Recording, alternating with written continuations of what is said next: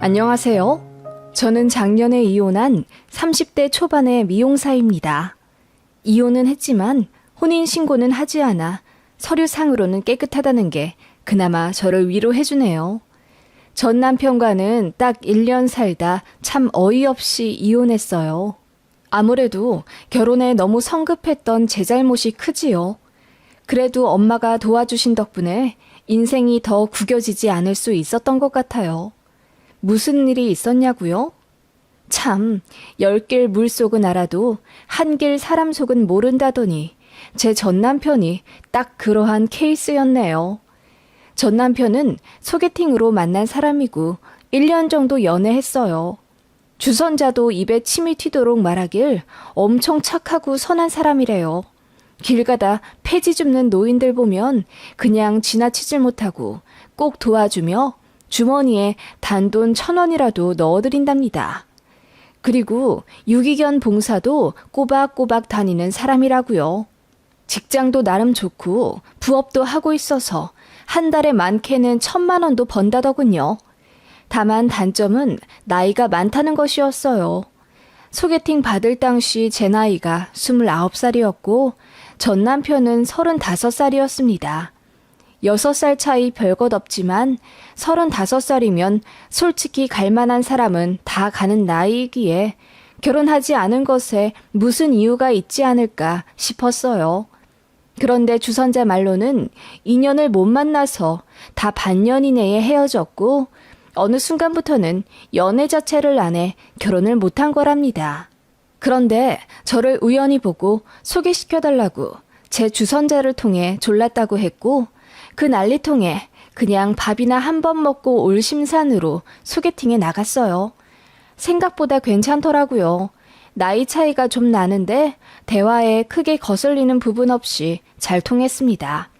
그렇게 첫 만남부터 호감이 생기니 자연스레 연애하게 되었고 남편의 적극적인 대시로 프로포즈 받아 1년 만에 결혼하게 된 거예요. 막상 까고 보니 남편은 모아둔 돈이 그닥 많지가 않았습니다. 시댁에 돈이 많이 들어갔대요. 저는 20대 극초반부터 미용 일을 해왔기 때문에 모아둔 돈 역시 1억이 훨씬 넘었고요. 친정엄마도 미용업을 30년 넘게 하셨고 동네 장사지만 수완이 좋으셔서 그런지 돈을 많이 버셨어요. 그래서 저 결혼할 때 엄마가 돈을 많이 보태주셨습니다. 제 명의로 2억 5천짜리 아파트 해주셨고 저는 제가 모은 돈을 엄마한테 드렸어요. 그 과정에서 남편이랑 작은 다툼이 있었습니다. 장모님이 돈이 많으신데 뭐하러 돈을 드리냐는 겁니다. 여보, 우린 신혼부부고 이제 시작하는 햇병아리인데 한 푼이라도 더 쥐고 있어야지. 돈이 돈을 부른데 돈 한 푼 없으면 모이지도 않아. 장모님 돈 많으시잖아. 여보가 1억 드린다고 해서 좋아하지도 않으실걸? 아니, 엄마는 달라고 하던데 집값이 한두 푼도 아니고 2억 5천짜리나 해줬다고. 제가 웃으며 말하자 남편이 진짜 이해 안 간다는 식으로 이야기하길래 저도 빈정이 상해서 그럼 집 안 받고 대출받아 시작하자고 하니 대뜸 깨갱하며 미안하다고 하더군요. 자기는 잘 살고 싶어서 그랬던 거라면서요. 연애 때 저에게 모든 걸 맞춰주었고 결혼하면 바쁜 저 대신에 본인이 집안일 잘 하겠다고 하며 요리 클래스까지 다니는 정성과 성의를 보여준 남편이었습니다. 그래서 그렇게 이야기한 남편에게 실망은 했지만 또 바로 사과를 했기에 넘어갔고 결혼이 당장 코앞이라 파혼 이야기할 자신도 없었던 것 같아요. 그리고 결혼 준비하며 많이들 싸운다고 했으니까요. 비록 남편이 가진 돈이 거의 없어 집을 제가 해갔지만 시댁에서 나중에 집을 해주신다고도 했고 또 남편 직장도 있으니 그냥 당장 있는 사람이 하자 싶었습니다. 제 친정엄마도 그런 면엔 쿨하셔서 집을 해주신 거고요. 그렇게 결혼을 했습니다. 둘 다 바쁜 맞벌이이니 집안일도 거의 반반 부담하며 살았습니다. 남편이 결혼 전에 본인이 가사일 다 도맡아 하겠다고 후원장담을 했지만 결혼하고 나서는 은근히 게으름 피우더라고요. 저 역시 남편한테 다 맡길 생각이 애초에 없었고 그냥 서로 성실히 맡은 일을 하며 배려해주고 살 생각이라 제가 화장실 청소, 요리, 기타 생활 필수품 구매하고 정리하는 것 등의 자질구레한 일들을 맡았지요. 남편은 분리수거와 청소 담당이었고요. 나름 서로 할 것 하며 사이좋게 산다고 생각했는데 남편은 그게 불만이라고 했어요. 신혼집이 제 직장이랑 더 가까우니 제가 집안일을 더 해야 하는 게 맞지 않겠냐고 조심스레 묻더군요. 저는 좀 벙쪄서 아니, 나는 아침 9시에 집에서 나와서 밤 9시에 집에 들어오잖아. 더 가까운 건 맞지만 그만큼 업무 시간도 길지. 라고 했더니 남편이 장모님이 너무 여보 미용실 근처에다 집을 사주셨어. 나는 결혼 전보다 출퇴근 시간이 1시간이나 늘어났고 그래서 너무 피곤해 죽겠어. 라고 말하며 투덜대더군요. 좀 어이없긴 했지만 출퇴근 시간 길어진 게 피곤할 일은 맞으니 뭐라 못하겠더라고요. 그러던 어느 날 결혼하고 한 3개월쯤 지났을까 저에게 생활비 통장을 만들자고 제안하더군요.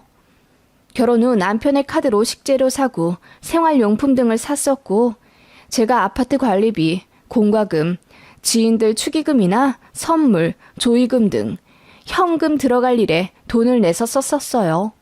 그리고 제 수익의 나머지는 적금 등의 저축을 하고 있었지요. 그리고 제가 집을 해오는 대신 남편이 가전가구를 12개월 할부로 사왔었는데 다달이 그 부분을 남편이 내고 있었고요. 남편은 한 달에 카드값으로만 한 달에 300만 원 정도를 낸다고 알고 있었어요. 그런데 어느 날부터 남편이 자꾸 돈 없다는 소리를 하길래 제가 외식이나 배달비 등을 내게 되었고 점점 제가 부담하는 돈이 많아졌어요. 마트를 가도 계산할 때는 늘 남편이 어딘가로 가 있었고요.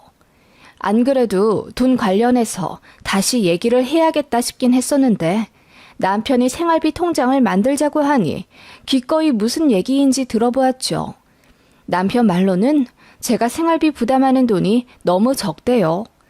그래서 각자 200만 원씩 각출해서 공동 통장에 넣자고 하더군요.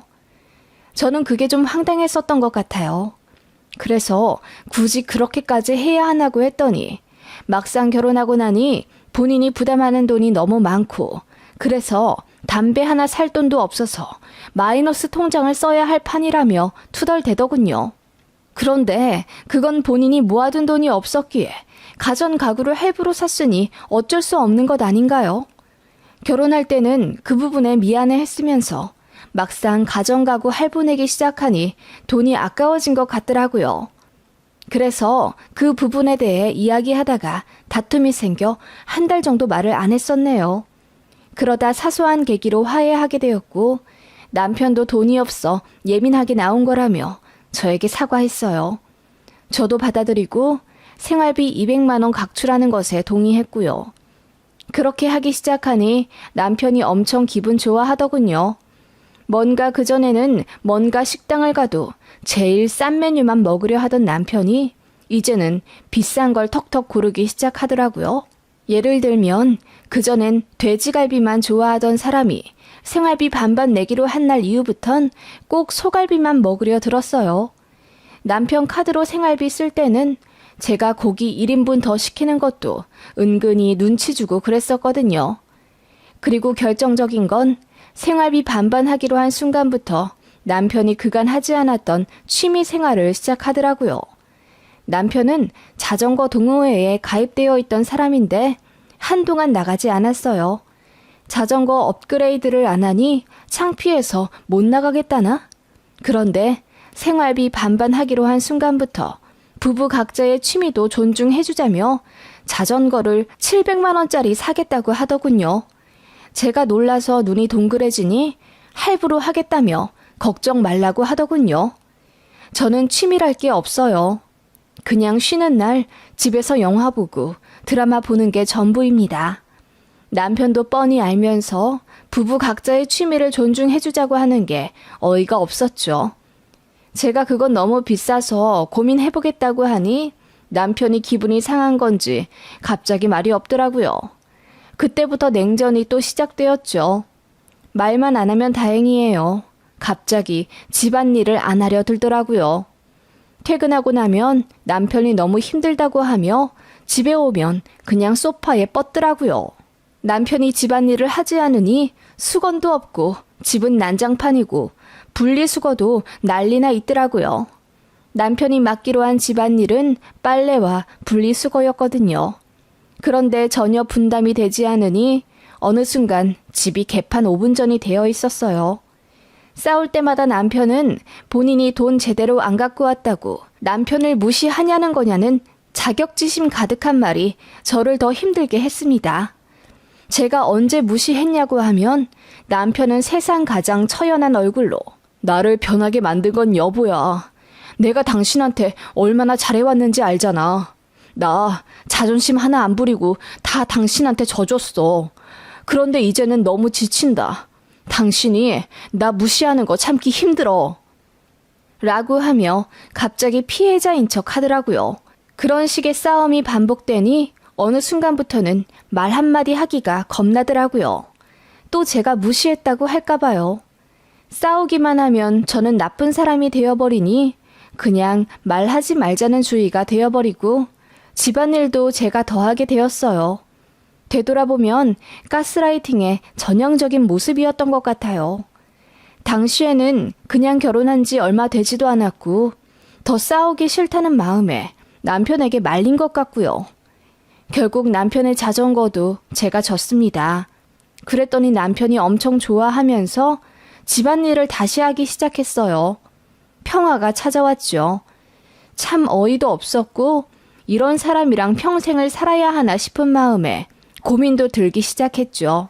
그렇게 몇 주 지나 시어머니께서 편찮으시다는 소식을 들었어요.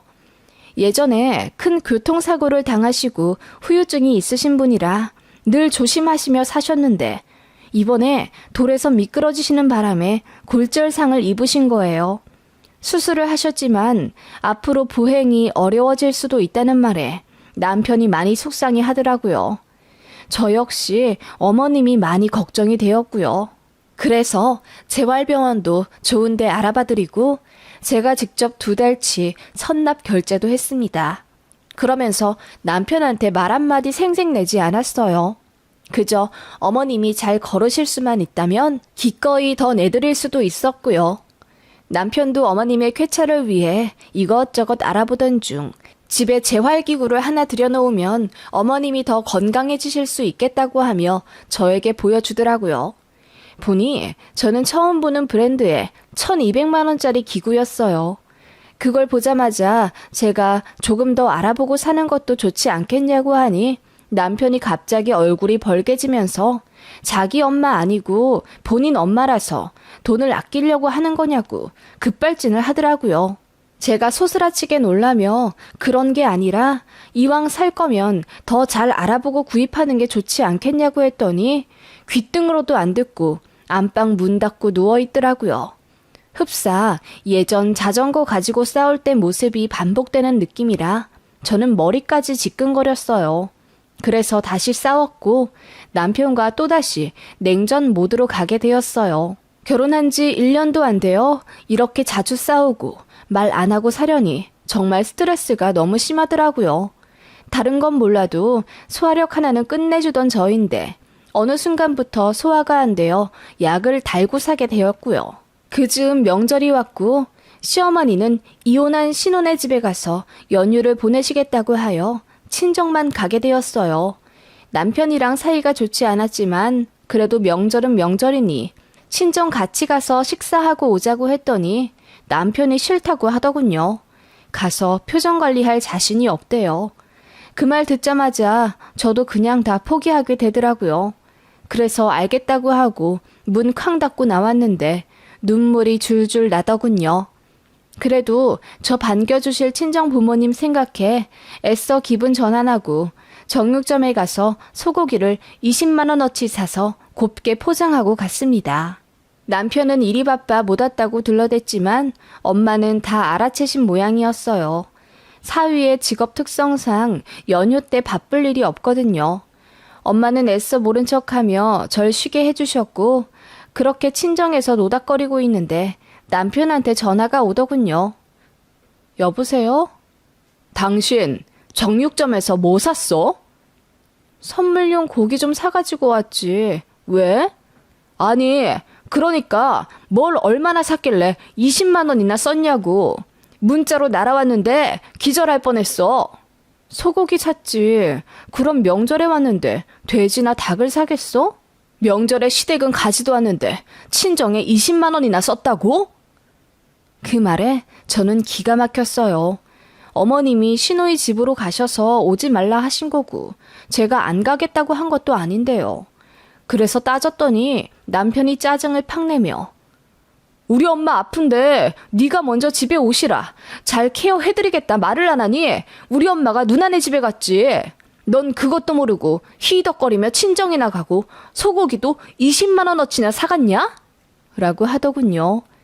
너무 열이 받아 그게 무슨 막말이냐고 저도 소리를 질렀죠. 그러자 남편이 그러더라고요. 우리 생활비 반반 내기로 한 거 잊었어? 너 친정에 소고기 20만 원어치나 사갔으니까 당분간 허리띠 졸라매. 뭐? 내가 왜 그래야 하는데? 밸런스는 맞춰야 할 것 아냐. 그리고 너 간식거리 너무 많이 샀었어.